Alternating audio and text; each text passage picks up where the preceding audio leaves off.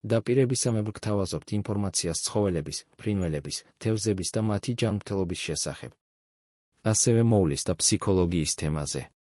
ემკარი, იგივე ემფიზემატოზური კარბუნკული, მწვავე ინფექციური დაავადება, რომელიც გამოწვეულია ბაქტერია Clostridium chavoi-ის მიერ.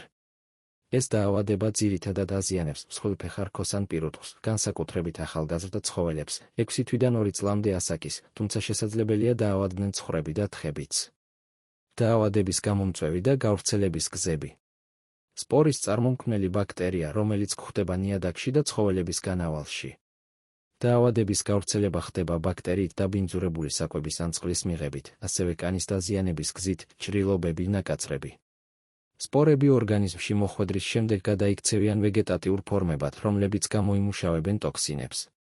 ეს ტოქსინები იწვევენ ქსოვილების დაზიანებას და ანთებას. დაავადების სიმპტომები. ემკარის კლინიკური ნიშნები სწრაფად ვითარდება და შეიძლება იყოს შემდეგი. მაღალი ტემპერატურა, სხეულის ტემპერატურა მკვეთრად იმატებს 40-42. დეპრესია, ცხოველი ხდება დეპრესიული, უარს ამბობს საკვებსა და წყალზე. კოჭლობა, ჩნდება კოჭლობა, განსაკუთრებით უკანა კიდურებში.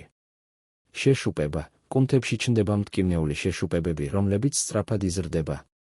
შეშუპება ხშირად ვითარდება კუნთოვან ქსოვილში, განსაკუთრებით ბარძაყებსა და მხრებზე. შეხებისას შეშუპება ხრაშუნებს, გაზების არსებობის გამო. კანის ფერის შეცვლა, შეშუპების ადგილას კანი ხდება მუქი წითელი ან შავი. სუნთქვის გაძნელება, შესაძლოა განვითარდეს სუნთქვის გაძნელება და გახშირებული გულისცემა.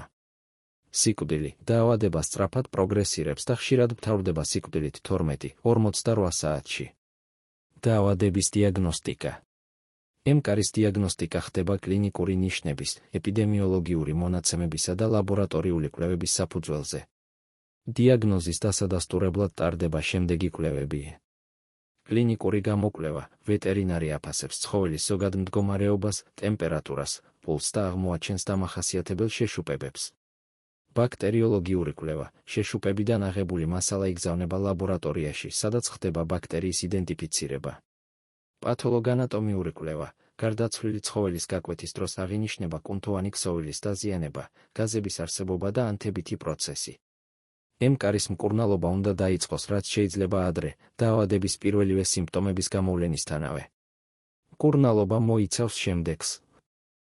ანტიბიოტიკოთერაპია, ინიშნება ფართო სპექტრის ანტიბიოტიკები, როგორიცაა პენიცილინი, ტეტრაციკლინი, ცეფალოსპორინები. ანტიბიოტიკების დოზა და მკურნალობის ხანგრძლივობა დამოკიდებულია ცხოველის მდგომარეობაზე და ვეტერინარის რეკომენდაციებზე. ანთების საწინააღმდეგო საშუალებები, გამოიყენება არასტეროიდული ანთების საწინააღმდეგო საშუალებები, მაგ, ფლუნიქსინმეგლუმინი, მელოქსიკამი, ტკივილის შესამცირებლად და ანთებითი პროცესის შესაჩერებლად. გამაძლიერებელი თერაპია, ინიშნება ელექტროლიტური ხსნარები და ვიტამინები ორგანიზმის გასაძლიერებლად და დეჰიდრატაციის თავიდან ასაცილებლად. ქირურგიული ჩარევა, მძიმე შემთხვევებში შესაძლოა საჭირო გახდეს შეშუპების გახსნა და დრენირება. სამკურნალო მედიკამენტების და საშუალებების ჩამონათვალი. ანტიბიოტიკები. პენიცილინი, მაგალითად ამოქსიცილინი, ბენზილპენიცილინი, ინიშნება ინტრამუსკულარულად ან ინტრავენურად. დოზა დამოკიდებულია პრეპარატის კონცენტრაციაზე და ცხოველის ზონაზე. ტეტრაციკლინი, მაგალითად ოქსიტეტრაციკლინი, ინიშნება ინტრამუსკულარულად ან ინტრავენურად. დოზა დამოკიდებულია პრეპარატის კონცენტრაციაზე და ცხოველის ზონაზე. ცეფალოსპორინები, მაგალითად ცეპტიოფური, ინიშნება ინტრამუსკულარულად ან ინტრავენურად. დოზა დამოკიდებულია პრეპარატის კონცენტრაციაზე და ცხოველის ზონაზე. ანთების საწინააღმდეგო საშუალებები. ფლუნიქსინმეგლუმინი, ინიშნება ინტრავენურად ან ინტრამუსკულარულად. დოზა დამოკიდებულია ცხოველის ზონაზე. მელოქსიკამი, ინიშნება ინტრამუსკულარულად ან პერორალურად.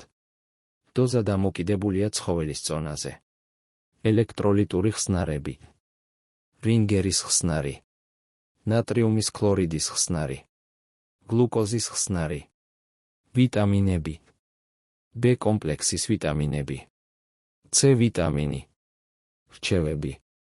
ვაქცინაცია, ემკარის პრევენციის ყველაზე ეფექტური მეთოდია ვაქცინაცია. ვაქცინაცია უნდა ჩატარდეს რეგულარულად, განსაკუთრებით იმ რეგიონებში, სადაც დაავადება გავრცელებულია. ვაქცინაცია ტარდება 6-8 თვის ასაკის ხბოებში, ხოლო შემდგომი რევაქცინაცია ტარდება წელიწადში ერთხელ. ჰიგიენა მნიშვნელოვანია სათავსოების სისუფთავის დაცვა, რათა შემცირდეს ბაქტერიების გავრცელების რისკი. ასევე უნდა გამოირიცხოს ცხოველების დაზიანება და ჭრილობების დროული დამუშავება. იზოლაცია დაავადებული ცხოველები უნდა იზოლირებული იქნას ჯანმრთელი ცხოველებისგან, რათა თავიდან იქნას აცილებული დაავადების გავრცელება. სათანადო კვება ცხოველებს უნდა მიეცეთ დაბალანსებული საკვები, რომელიც ხელს უწყობს იმუნური სისტემის გაძლიერებას. ვეტერინარის კონსულტაცია ნებისმიერი დაავადების სიმპტომის გამოვლენისთანავე აუცილებელია ვეტერინართან კონსულტაცია, რათა დროულად დაიწყოს მკურნალობა და თავიდან იქნას აცილებული გართულებები. დასვით თქვენი კითხვები კომენტარებში. ასევე მოგწერეთ, რის შესახებ გსურთ მოგიმზადოთ ინფორმაცია. არ დაგავიწყდეთ გამოიწერეთ ჩვენი არხი, რათა შეიტყოთ უფრო მეტი ინფორმაცია.